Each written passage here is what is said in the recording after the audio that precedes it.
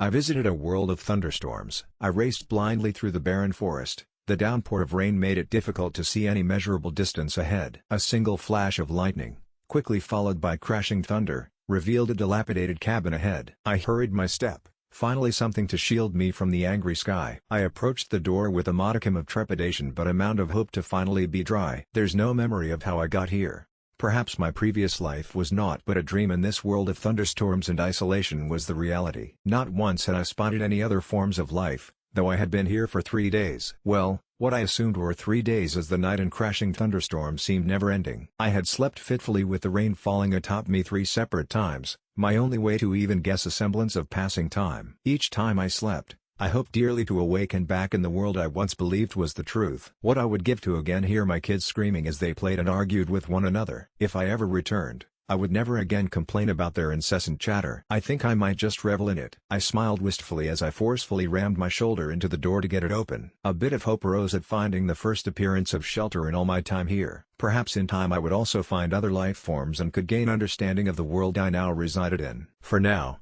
I cherished the thought of having a dry resting place. It required a heap of exhaustion in order to sleep with rain pelting down upon your face. A sneeze tore through me as I slammed my body against the door to force it closed. Already warmth had begun to course through me which caused my body to shiver more violently. Dread chilled my veins as I realized how close I had come to hypothermia. I remembered reading once, in my old life, that being naked was better than wearing wet clothing and began to remove the items one by one. They clung to my body as I peeled them off, and I glanced around the room for something to wring the water into. In the far corner was a small basin that looked sound enough to hold liquid, and I carefully wrung everything a few times. Above the basin was a thin strand of wire attached to the walls and I hung my clothes upon it, completely filling the space available. There was little to explore in the cabin, but I checked that all entrances were secured. I feared being stumbled upon in my vulnerable state and quickly put my mind at ease. Though my stomach rumbled, the cabin contained nothing more than dust. I decided that if I slept in the nude then the water I had wrung in the basin would remove the dust from my body. I laid on the floor nearby the door so that if any were to enter, the door would bump into me and alert me to their presence. I fell asleep without realizing it and when I woke up I wondered what it was that awoke me. My eyes slowly adjusted to the dim glow in the room and eventually I was able to pick out shapes and objects flickering about. I shot up.